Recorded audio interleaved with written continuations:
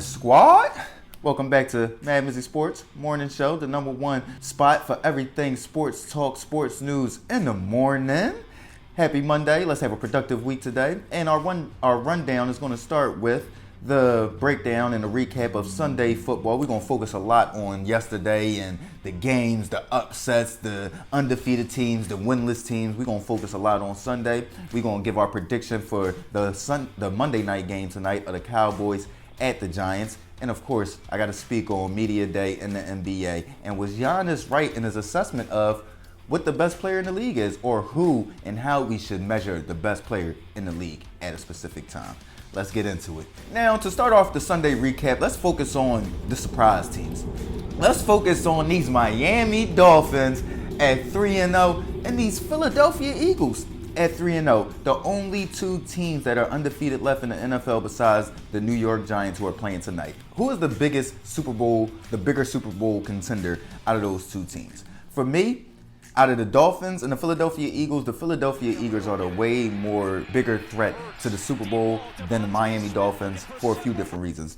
The first reason is their identity. Their identity travels. Their identity is a playoff winning identity of running football, physical football, and making big plays.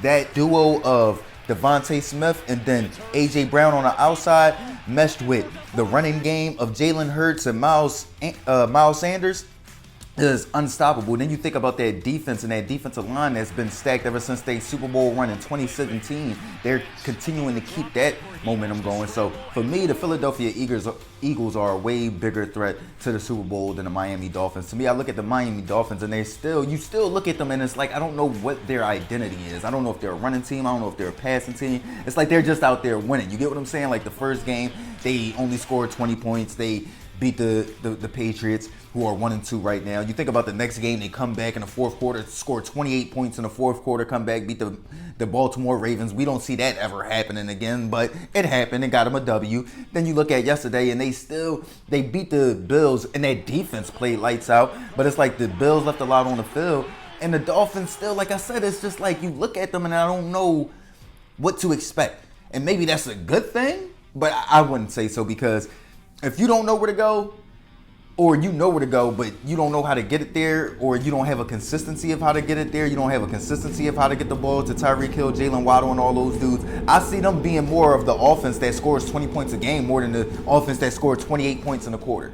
So it's going to be interesting to see how, to me, the Dolphins perform as the season moves along, moves more into the colder weather, into the October, November, December type weather, and see how Tua is going to be able to throw that ball in that time, because if they can barely throw the ball, you know what I'm saying, 40, 50 yards now. So once it gets cold, it's going to be very interesting to see how they handle it. I just think the Philadelphia Eagles have way more of a winning formula right now than the Miami Dolphins. Let's look at these disappointing teams, though. You got the Chargers at 1-2, got beat on by the Jacksonville Jaguars. But let's more so focus on the Raiders, 0-3, one of the winless teams in the league right now. To me, they are the most disappointing team in the NFL right now. You look at it, they got Chandler Jones this offseason. They get Devontae Adams to pair with Darren Waller and Hunter Renfrow. You got Derek Carr, that's his college roommate from back in the day. You thinking it's about to be lights out, and their offense hasn't clicked yet. I don't know what it is. You think about, they got Josh McDaniels. I said he was going to be a Coach of the Year candidate. Josh McDaniels. They are 0-3. Shows how much I know. I'm just in utter disbelief at their ineptitude and their inconsistency when you look at Josh McDaniels being the dude that wanted to play his starters for almost the first half in the Hall of Fame game. So it's going to be interesting to see how they try to right that ship, because they can't fall too much behind in that West. You still got the Chiefs and the Broncos at 2-1, so you can't fall too far behind now. Can't fall too far behind. And speaking of the Jags versus the Chargers, was it more of the Jags or was it more of the Chargers in that game? I would have to say it was more of the Jags, but I'm going to say this. Just like I said on, episode 18, episode 19 about Justin Herbert and his injury, if he's hindered in any way, they are going to struggle this season. They need him at full strength. We thought that defense was legit. And you think about, you lose Joey Bosa in the first quarter. So it's going to be hard if they rely on that offense too much for Justin Herbert to do too much with a broken rib cartilage. You get what I'm saying? So it's not going to be easy.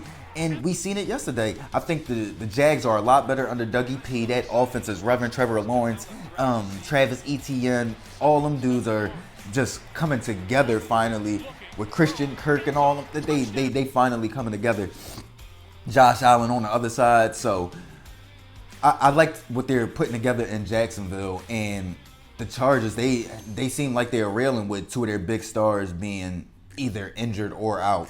Either injured or out. So it's going to be very interesting to see how that pans out moving forward. If Justin Herbert can find some health later on, if he can get healthy. If Justin Herbert can get healthy, they'll right the ship. But if he's going to be battling that injury for most of the season, they're going to have a mediocre season. 9 times out of 10, the injury is too painful. You've seen it yesterday. Now, moving on, let's get into the NBA Media Day and Giannis's assessment of how we should rank the best player in the NBA.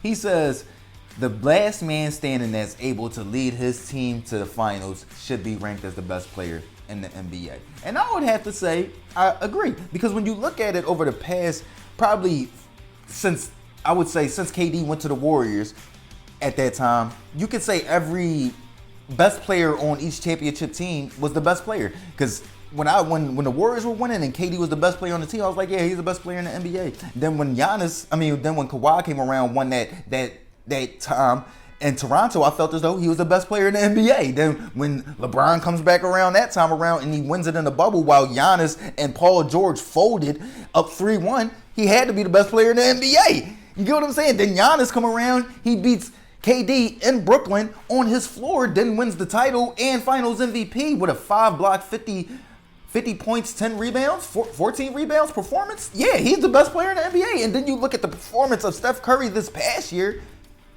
there's really no argument for him not being the best player in the NBA other than, his height or his size. You get what I'm saying? So to me, I would have to completely agree with Giannis that the last person standing at the end of the season with that Larry O'Brien trophy, holding that Bill Russell Finals MVP trophy, is the best player in the NBA. He's the best player in the NBA. Now, let's get into my prediction for tonight and what I'm looking forward to in this divisional matchup of the Cowboys at the New York Giants. For me, I'm very interested to see how the Giants' offensive line will be able to handle what Dallas does in their front seven, because they do so much with Micah Parsons that they'll have to figure out a way to contain him. If they can contain him, I feel as though they'll win this game. I feel like if he can come out and cause havoc, then they'll lose. They'll lose this game. But I see them containing him just enough for the G-men to stay undefeated today. I got my money on the Cowboys because my cousin's a Giants fan, but I see the Giants pulling this one out. Look at the quarterback situation. You got Cooper Rush versus Danny Dimes. You got Saquon Barkley playing very good football right now. Their defense in New York is playing very well right now. So I see them coming out and having a very strong win. I'm going to say 20-17 New York Giants in a close one. Yeah. Let me know what y'all think. This is episode 20, MadMizzy Sports Morning Show. Happy Monday. Have a productive, fulfilling week. Like, comment, share, subscribe. Listen, MizzyWorld Entertainment, gang.